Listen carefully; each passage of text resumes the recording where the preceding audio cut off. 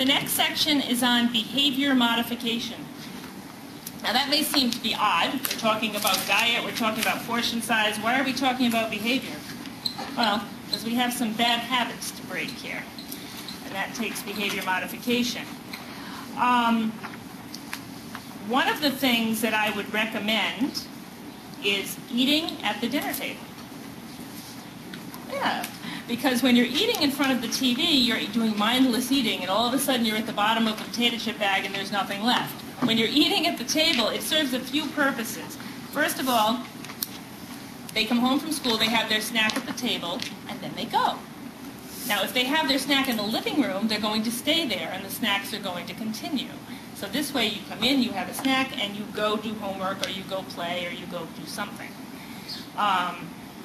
My father he was a teacher. He used to come home from school and say, find something to do or I'll find something for you to do. You know, and that was it. We found something to do. So there's always something to do. They can always clean their room. Yes. So eating at the dinner table, including snacks. Now eating dinner together. Not only eating at the table, but eating dinner together. What's happening now, and there's a lot of discussion on this. This is just my opinion. This is not, there's no studies on this. What's happening now, the world has gotten very stressful. Children are very stressed out. Often they're getting home and there is no one there to talk about their problems with till later. And by the time later comes, maybe they forgot about it. But they're eating out of stress. They're using food to calm their nerves, basically. They're using food to self-medicate, the way adults may use alcohol. And it's unfortunate, but it's happening a lot. There's a lot of children eating who are not hungry. And that is my biggest point on behavior modification. We need to eat when we're hungry and enjoy it. When you think about the way they eat in Europe, they sit down to a wonderful meal, smaller portions than we have, granted, but they sit down to a meal, they enjoy the meal, they enjoy the wine, they even have a little dessert. And they get up and they say, that was wonderful. We sit down, we look at the dinner and go, oh, how many calories is this? You haven't even started eating it yet. We've gotten so programmed to eating. Eating has become a social event, which as you get older, it does. Adults often go out to dinner, go out for appetizers, whatever. But it needs to be, we need to get back to eating because we're hungry. That's why we're supposed to eat.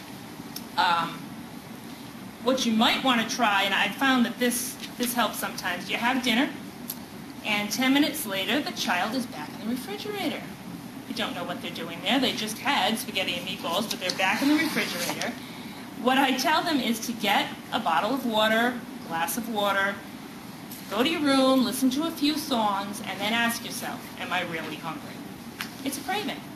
It's just like someone who's trying to quit smoking. You get that craving where you have to have a cigarette, but then if you can find something to do to busy yourself, it goes away. Does it come back? Yeah, it comes back. And you keep doing this wonderful little game until it's time to have your snack. Let's say you have dinner at, 6, and your child usually has a snack around 8, 8:30 before they go to bed. Snack time's 8. Snack time is not 6:10. Okay, so this is one of those things that it's become a habit. That's all it is. It's just become a habit. The other thing you might want to do that's very helpful is explain to the children why nutritious foods are important. It's almost like I teach cardiac rehab also, and the doctors will tell the patients, no more salt. Well, that's fine, but they don't know why. Nobody tells them why, so half of them don't do it.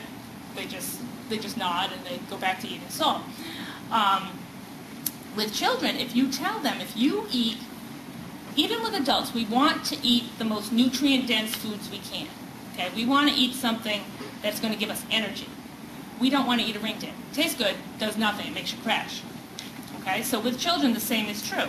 If you eat, let's say you have a bowl of cereal in the morning with some skim milk and a little bit of juice and, some applesauce. That's giving you protein, calcium, vitamins, minerals, fiber. If you eat, especially breakfast, it helps to keep you more sharper, keep you more focused and sharper in school. I often give children the example of the fuel in the car. You get up in the morning, the gas tank is on E. You can get to school, sure you can. But by second class, everything's fuzzy, you can't follow the teacher, you're looking at the clock, your stomach's growling, your head hurts, and there goes that class. You just missed the whole thing. So academic and athletic performance. With the boys, I stress athletic, and with the girls, I stress academic. Because it does. It does. You're going to be able to run faster, you're going to have more energy, your muscles are going to grow better. All of that's going to happen if you eat a healthy diet. If children know that, you are more likely to have them comply. Okay, for example, when we talked about having nutritious food in the house, right? But let the child choose which snack they want. That gets them involved.